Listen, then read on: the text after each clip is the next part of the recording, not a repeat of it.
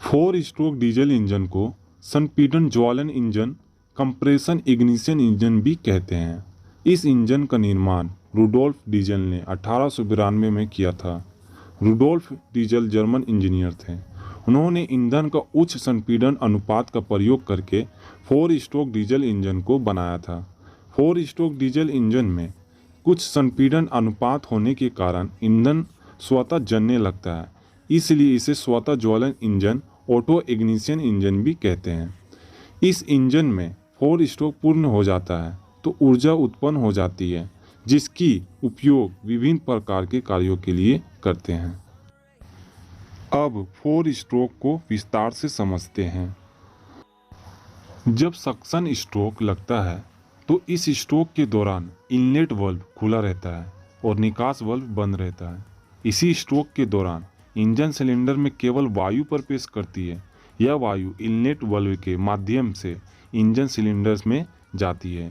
इस स्ट्रोक में piston TDC से BDC की ओर जाता है और क्रैंक के 0 डिग्री से 180 डिग्री की ओर घुमाने लगता है, जिसके कारण पिस्टन अपना एक स्ट्रोक पूरा कर लेता है। कंप्रेशन स्ट्रोक, जब यह स्ट्रोक लगता है तो दोनों इनलेट और आउटलेट वाल्व बंद रहता है और इसी स्ट्रोक में पिस्टन BDC से TDC की ओर बढ़ता है। संपीड़न स्ट्रोक के दौरान ईंधन का कंप्रेशन होने लगता है। ईंधन का संपीड़न होने के कारण उसका दबाव हाई हो जाता है, जिससे इसका स्ट्रोक में क्रैंक 180 डिग्री से 360 डिग्री तक घूमता है। इसी स्ट्रोक में पिस्टन अपना दूसरा स्ट्रोक पूरा कर लेता है। आइए अब पावर और वर्किंग स्ट्रोक के बारे में समझते हैं। इस स्ट्रोक के दौरान इनलेट वाल्व और निकास वाल्व दोनों ही बंद रहते हैं। ईंधन का मापी गई निश्चित मात्रा ही ईंधन पंप की सहायता से फ्यूल इंजेक्टर में पहुंचाई जाती है। ध्यान देने योग्य बात यह है कि ईंधन की मापी गई मात्रा ईंधन पंप के द्वारा पहुंचाया जाता है। जब यह ईंधन इंजेक्टर में पहुंचता है तो फ्यूल इंजेक्टर डीजल को या ईंधन को स्प्रे करके इंजन सिलेंडर में प्रवेश करवाता है।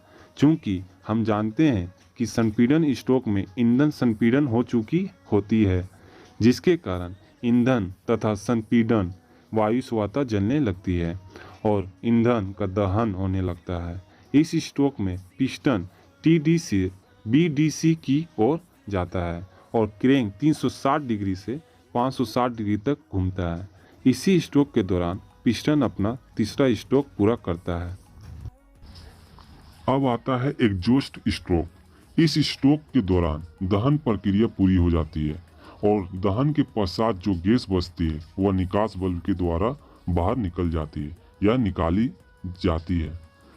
इस स्ट्रोक में प्रवेश वाल्व बंद रहता है और निकास वाल्व खुला रहता है। इसी निकास वाल्व के माध्यम से गैस बाहर निकलती है। जब यह स्ट्रोक लगता है तो पिस्टन BDC से TDC की ओर जाता है और क्रैंक 540 डिग्री से 720 डिग्री की दूरी करते करते हुए घूमता है और इसी तरह यह चक्र चलता रहता है।